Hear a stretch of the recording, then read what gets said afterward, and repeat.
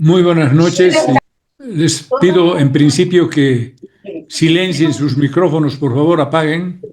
Les pido disculpas por la demora en la iniciación de la reunión. A la vez quiero agradecer al licenciado Durán que ha aceptado hacer su presentación para esta noche de Zoom, que está siendo grabada por Facebook y puede ser consultada posteriormente en esa red. Ustedes saben que el sistema estatal de pensiones es el resultado de una reforma que determinó que los fondos acumulados por las administradoras pasen a ser gestionados por la gestora pública, así como también los nuevos aportes de los trabajadores. Lo que queremos ahora es escuchar un poco para entender cuál ha sido el desempeño de la gestora, cuál la evolución de los fondos y de los aportantes jubilados y sus beneficiarios, qué desafíos han identificado en este periodo y qué se sugiere para la evolución positiva de estos recursos. Para una eficiente presentación del tema hemos invitado al licenciado Jaime Durán Chuquimia, que es gerente de la gestora pública. Él es licenciado en Economía, graduado en la UMSA. Tiene maestrías en Gestión Pública y Dirección y Gestión de Fondos de Pensiones en la Universidad de Alcalá de España. Tiene diplomado en Ingeniería Financiera, Finanzas e Inversiones, Planificación, Desarrollo, Gobernabilidad y Gerencia Política. Ha sido director del BDP, del Fondo de Titularización. Fue viceministro de Presupuesto. Ha sido docente de la UMSA, de la EMI, de UPEA y de la Universidad Simón Bolívar y ha publicado libros sobre empresas públicas, reforma de pensiones y otros artículos. Le vamos a pedir al licenciado Durán que haga su presentación entre 25 y 30 minutos y luego daremos la palabra a los interesados en aclaraciones o complementaciones para que el licenciado Durán pueda responderlas. Les pido por favor que los que quieran tomar la palabra hagan apertura de su video y que mientras tanto no abran sus micrófonos. Por favor, licenciado Durán, tiene usted la palabra y puede iniciar su presentación. Muchas gracias. Buenas noches, Jorge. Roberto, un saludo a todos los integrantes de estos diálogos al café. Bueno, en realidad estoy volviendo de tiempo. Hemos tenido precisamente una actividad similar, si la memoria no me falla, hace algunos 2 años. Y en realidad yo creo que gran parte de las promesas, para así ponerlas entre comillas, que habíamos hecho en esa época, bueno, pues se han cumplido. A ver, yo voy a tratar de ser bastante sintético en mi presentación. Tal vez, digamos, empezar con algunas ideas generales.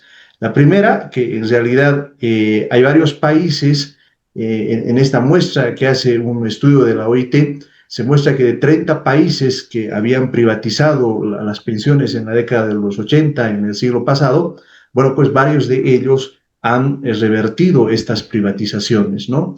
Otro antecedente importante que hay que ver en el contexto es que Bolivia es en realidad el único país que tiene una cobertura cercana al 100% en cuanto a su población, ¿no? También es importante recordar como un antecedente importante en la constitución de la gestora es que muchas veces se compara con el sistema de reparto, ¿no? Y bueno, el sistema de reparto tenía bastantes críticas, entre otras cosas, porque tenía reservas técnicas insuficientes y bueno, la relación entre pasivos y activos no era la más adecuada y eso ha llevado que en 1996 se lleve adelante la reforma de pensiones, ¿no?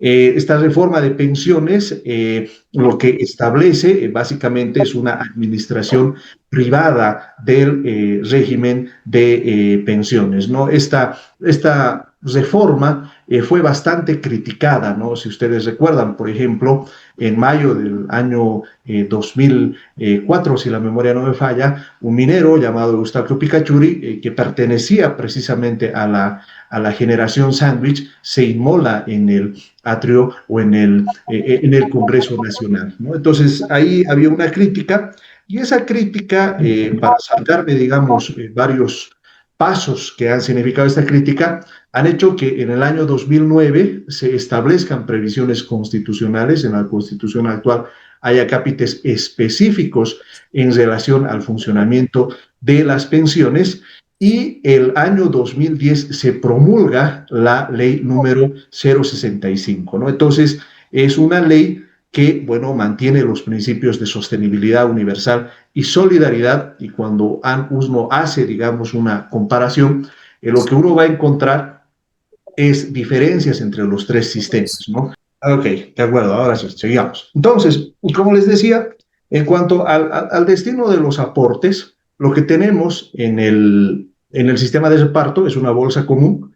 En el Seguro Social Obligatorio, que era la ley 1732, mantenemos la figura de la cuenta individual y el fondo de riesgos, o perdón, se crea en la 1732, y en el sistema integral de pensiones se mantiene esta figura de la cuenta personal, ¿no?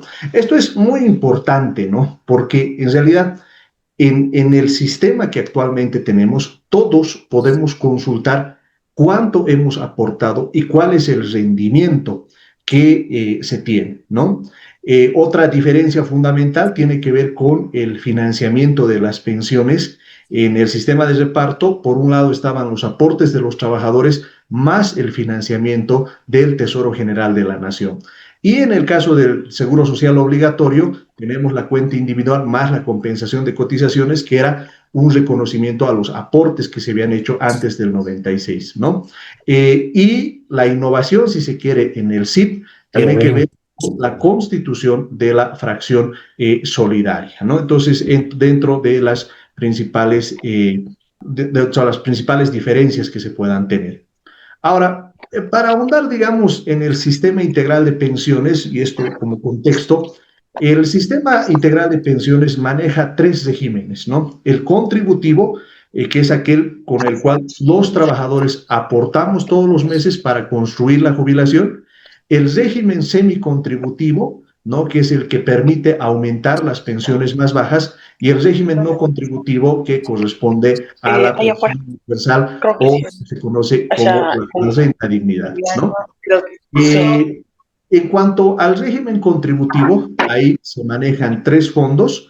El primero es el Fondo de Ahorro Previsional, que está compuesto por las cuentas personales previsionales, es decir, el aporte del 10%, el fondo de vejez, es decir, cuando uno se jubila, entonces todas las cuotas que se tienen en el fondo de ahorro previsional pasan al fondo de vejez, y el fondo de vejez es el encargado de pagar la fracción del saldo acumulado, ¿no? Y el fondo colectivo de riesgos, que tiene que ver con las pensiones de invalidez. En el régimen semicontributivo tenemos el fondo solidario, ¿no? Que es el que precisamente se encarga de pagar las pensiones con una fórmula que, bueno, en algún momento lo podemos ver, pero en esencia lo que hace es ver la densidad de cotizaciones, el salario, y mediante esa fórmula, por así decirlo, permite dar un pago extra que muestra el lado equitativo del fondo de las pensiones. Y luego tenemos el Fondo de la Renta Universal de Vejez, que es el que paga la renta dignidad, ¿no? Ahora bien, si hacemos, digamos, un rápido balance, básicamente lo que hace la gestora es poner en práctica lo que dice el artículo 45 de la Constitución Política del Estado, que establece que la dirección de la seguridad social corresponde al Estado y que los servicios de seguridad social no podrán ser privatizados ni concesionados. Sobre esa base se promulga la Ley 065, que establece que la gestora debe administrar la totalidad de los registros generados del SIP y prestar los servicios relacionados a pensiones. En ese sentido, la gestora es una empresa pública nacional estratégica, administra y representa a los fondos y está bajo la supervisión y fiscalización de la APS. Ahora, un aspecto interesante de la ley 065, y esto creo que hemos podido mantenerlo muy bien, es el carácter de patrimonio autónomo de los fondos.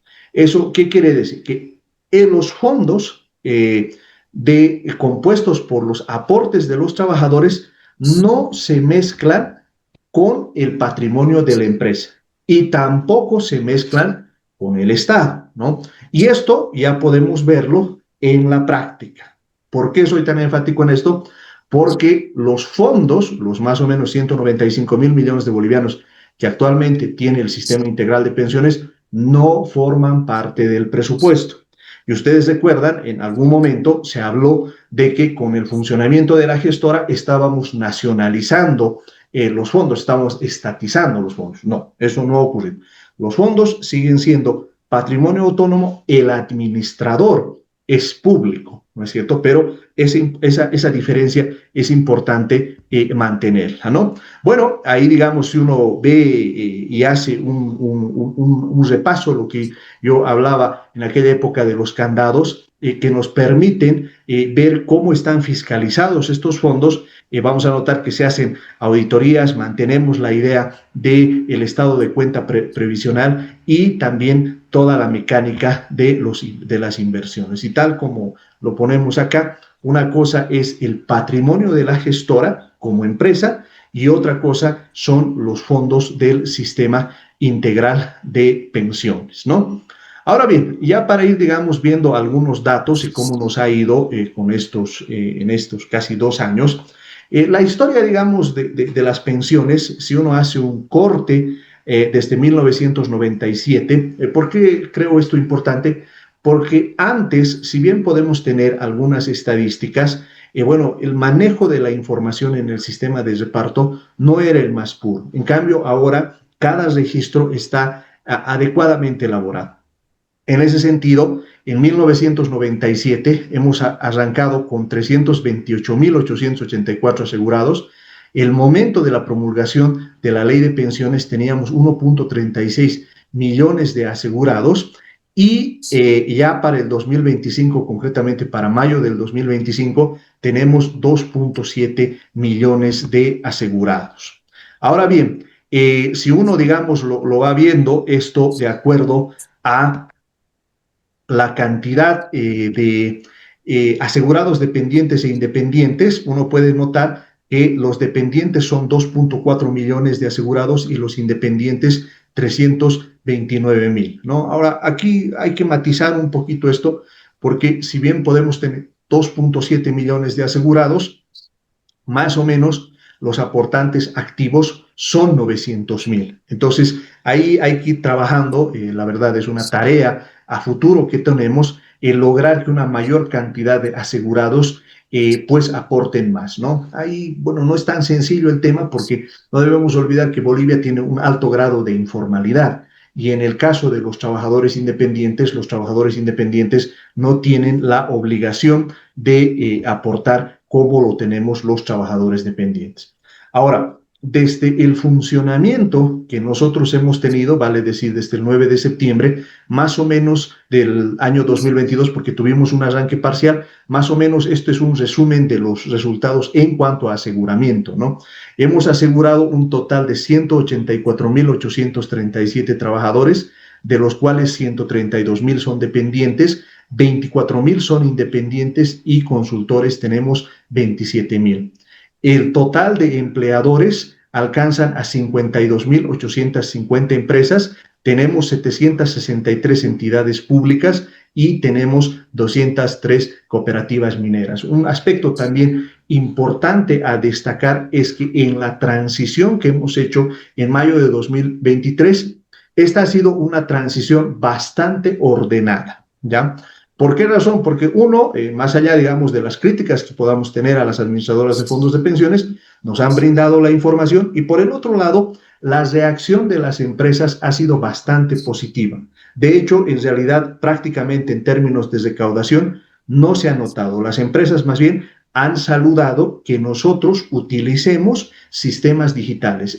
Las AFPs utilizaban todavía la recaudación por papel nosotros hacemos la recaudación totalmente digital, es decir, la gente puede entrar a nuestra oficina virtual, cargar sus planillas y realizar los pagos mediante el sistema financiero. ¿Por qué para nosotros esto es muy importante? Porque eso nos permite tener el control. Bueno, todos los que trabajan en auditoría saben que en la medida en que los registros estén bancarizados, entonces podemos ver los extractos, podemos ver toda la mecánica que permite el funcionamiento de la gestora, ¿no?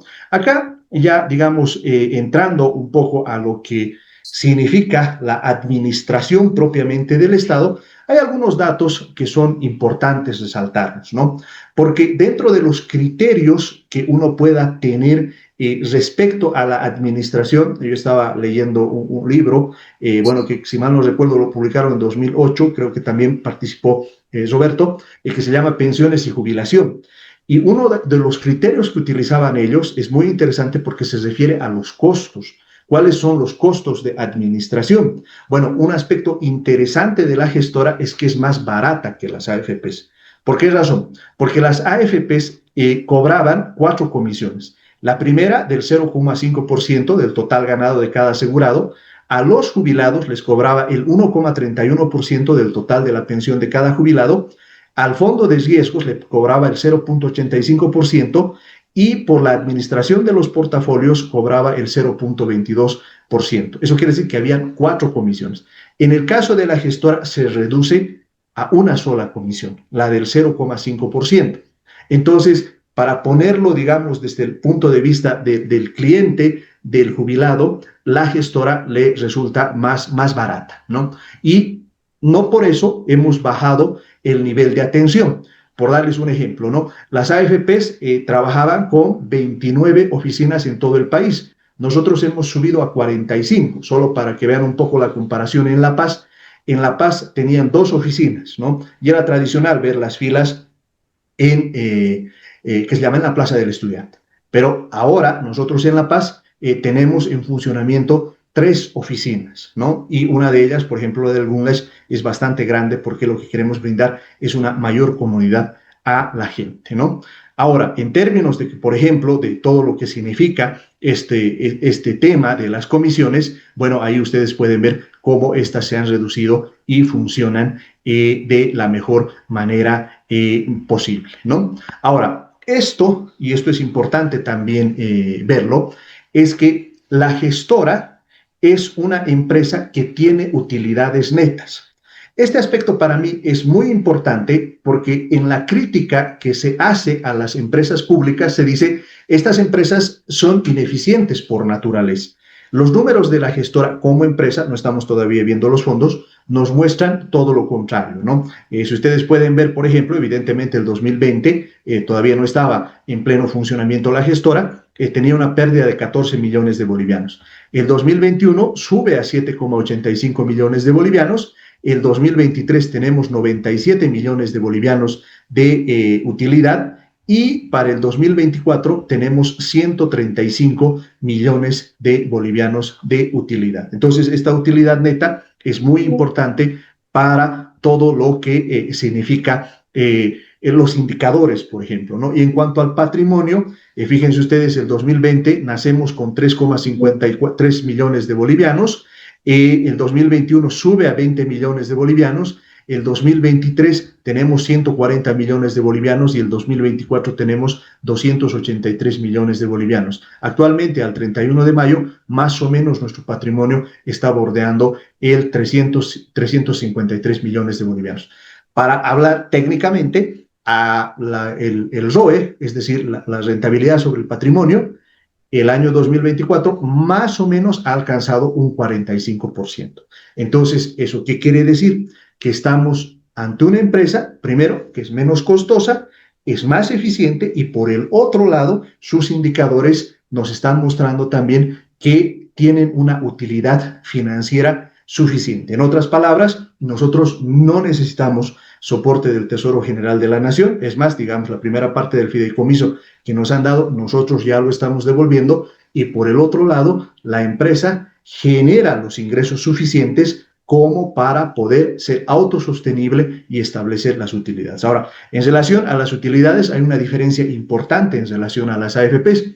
Las AFPs eran empresas privadas, sus utilidades tranquilamente podían ir a sus filiales, ¿no es cierto?, a BBVA o Zurich. No había ningún problema, estaba dentro del marco de la ley. En el caso de las utilidades de la gestora, el destino fundamental tiene que ver con el fortalecimiento del fondo solidario y también con lo que significa el pago de la renta dignidad, ¿no? Entonces, esos son indicadores importantes. Ahora, en cuanto a las inversiones, importante recordar, y este es un tema de debate muy común, porque se decía, ¿no es cierto? Y precisamente recordaba este libro de pensiones y jubilación, porque hay una crítica interesante, todavía estaba en formación la ley, ¿no? Y decían, lo que va a ocurrir con la gestora es que como tiene una dependencia del Ministerio de Economía, entonces va a priorizar el financiamiento al Estado a bajas tasas de interés. Bueno, yo ahí en ese debate les digo, por si acaso, no es la ley 065 la que obligaba a invertir en el Tesoro, sí lo hacía la ley 1732.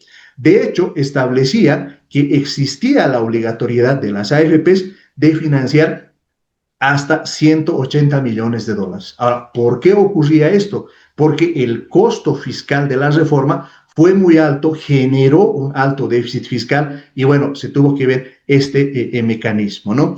Bueno, la ley lo que indica que se tienen que hacer estas inversiones en instrumentos que puedan transarse en el mercado de valores, ¿no? Ahora, si uno ve la evolución de los fondos, acá hemos hecho una síntesis en millones de bolivianos, fíjense ustedes que lo que tenemos es que el 2010 los fondos tenían 37.945 millones de bolivianos.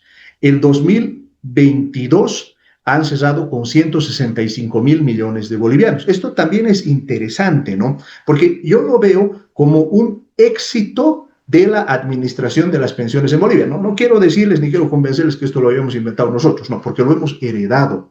Porque ¿cuál era el problema que se tenía con el sistema de reparto? Era precisamente la ausencia de reservas. Estudios más, estudios menos, cuando se hizo la reforma en 1996, estos fondos tenían 200 millones de dólares, ¿no es cierto? Y eso, creo que si la memoria no me falla, alcanzaba para pagar unos 3 o 4 meses de la planilla. Después ya no tenía nada más. En cambio, cuando hemos recibido los fondos, estamos hablando de un monto importante. Nosotros nos hemos encargado de hacerlo crecer y hemos llegado a 190.018 millones de bolivianos en la gestora, lo que significa un crecimiento del 9%. Ahora, esto también es importante recordarlo, ¿no? Yo me acuerdo que había un economista el año 2023 que decía, anoten con cuánto están entregando las AFPs, los fondos al Estado, porque esos fondos van a desaparecer. En síntesis, eso nos decía. Nosotros estamos demostrando en la práctica que esos fondos no han desaparecido y que más bien han crecido. ¿Y qué ha pasado con la rentabilidad? Bueno, cuando se han ido las AFPs, la rentabilidad que tenían a mayo del 2023 era del 2.7%. En nuestra gestión, a junio del año 2025, hemos subido al 4,33%, ¿no? Entonces, en ese sentido, podemos ver una empresa que es más eficiente y por el otro lado tenemos unos fondos que son más grandes y que actualmente están ganando más, ¿no es cierto? Entonces, esta es un poco la cantidad o la cartera que tenemos actualmente al 31 de mayo, son más o menos 195.842 millones de bolivianos, y la composición es importante, ¿no? En el sector estatal nacional estamos hablando de un 34%, en el sector privado financiero estamos hablando de un 51%, en el sector privado no financiero, en las emisiones, un 12%, y en el extranjero estamos hablando de un 3%. Ahora, la composición de estas inversiones, más o menos el instrumento estrella son los depósitos a plazo fijo, eso es un 48%, en bonos del tesoro estamos hablando de un 29%, ¿no? Para que, digamos, hagamos una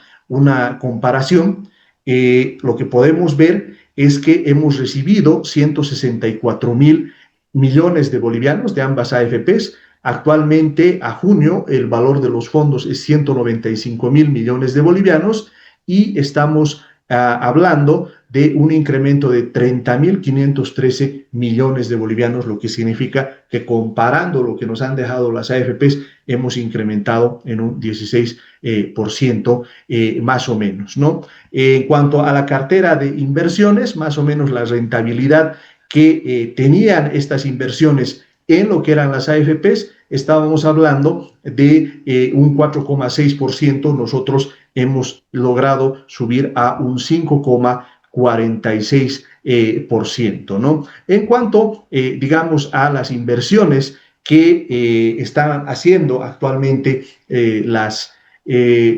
comparando, digamos, lo que eran las AFPs versus lo que es la gestora, las AFPs con el Tesoro trabajaban a una tasa más o menos promedio del 3,54%, nosotros estamos trabajando con una tasa de 5,85%. O sea, ¿qué quiero mostrarles con esto? Que las AFPs le cobraban menos al Tesoro General de la Nación. Y en cuanto a plazos, el plazo que pactaban las AFPs era del 37 años en promedio. Nosotros estamos pactando alrededor de 10,7 años. Entonces, ese temor, que si mal no recuerdo, creo que lo escribía Rubén Ferrufino, porque decía, cuando la gestora empiece a operar, le va a prestar más barato y a más largo plazo al TGN, no ha ocurrido. Las AFPs le prestaban más barato y a más largo plazo. En cambio, nosotros lo hacemos en más corto plazo. Ahora, ¿por qué ocurre esto? ¿Cuál es la razón por la que ocurre esto? Pasa que, en realidad, lo que nosotros hemos hecho es mantener y consolidar la independencia de la gestora, que yo creo que es algo que la empresa tiene que mantener a lo largo del tiempo, ¿no? Y esto es importante trabajarlo. ¿Por qué razón? Porque desde mi punto de vista, lo que tiene que ocurrir en el tiempo es que en algún momento la asamblea tiene que nombrar a los directores. Ahora, estos directores, desde mi punto de vista, y disculpen que me preste una nomenclatura del área política, son los famosos notables, ¿no? ¿Por qué tienen que ser notables? Porque tienen que ser gente, primero, que tiene que tener independencia política, es decir, no tiene que pertenecer a un partido político, tienen que ser profesionales, como manda la ley, pero además tienen que tener una amplia experiencia. Entonces, de esa manera vamos a poder consolidar la independencia de la gestora, ¿no? Otro tema también importante que hay que trabajarlo es el tema de la mora, ¿no? Las AFPs nos han dejado con una mora del 0,53%, con la gestora esa mora se ha reducido al 0,48%. Y ahora, ¿por qué ocurre esto? Bueno, fundamentalmente porque nosotros lo que estamos haciendo es, si bien establecemos un control rígido, por otro lado también estamos dando facilidades, de tal manera que la gente pueda sentirse cómoda mediante el uso de la electrónica, ¿no? Y de esa manera, por ejemplo, se ha logrado recuperar 1.524 millones de bolivianos. Y como ustedes pueden ver, ahora lo que estamos viendo es una reducción importante de la mora que estamos llevando adelante, ¿no? Ya para ir, digamos, cerrando algunos temas en cuanto a la recaudación que estamos llevando adelante, si ustedes pueden observar, hemos tenido un crecimiento del 3,7%. El 2022 la recaudación ha sido de 11.762 millones de bolivianos, el 2023 12.174 millones de bolivianos y el 2024 12.625 millones.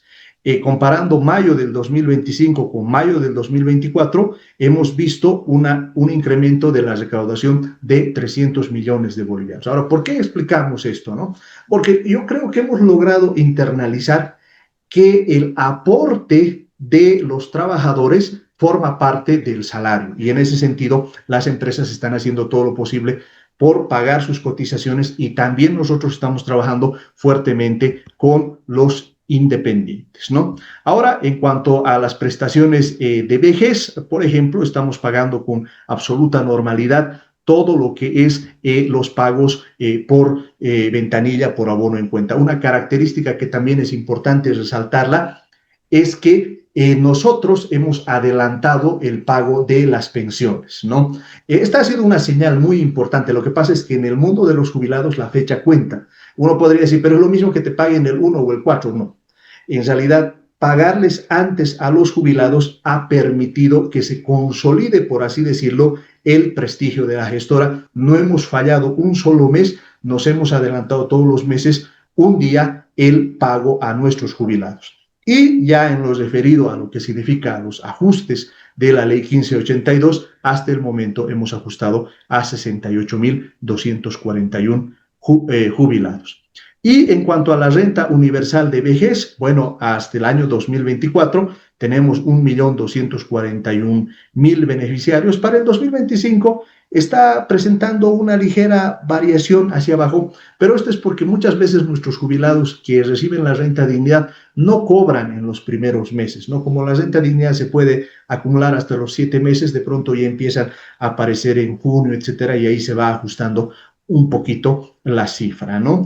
El año pasado, en cuanto a los costos de la renta dignidad, nos ha significado una erogación de 5.288 millones de bolivianos, y con los datos que podemos tener hasta mayo del 2025 hemos desembolsado 1.971 millones de bolivianos. Ahí también es importante indicar, yo me acuerdo que hace unos 3 años había un debate donde se decía que la renta dignidad estaba en riesgo. Nosotros hemos asegurado que no es así, que la renta dignidad se va a continuar pagando con absoluta normalidad, y eso lo hemos demostrado hasta el momento, ¿no? Entonces, esos datos, desde nuestro punto de vista, son importantes para irlos trabajando, ¿no? Entonces, si hacemos, digamos, un rápido resumen de qué ha significado la gestora para los jubilados, primero podemos destacar, y es un tema que lo pasé muy rápido en el caso de las prestaciones.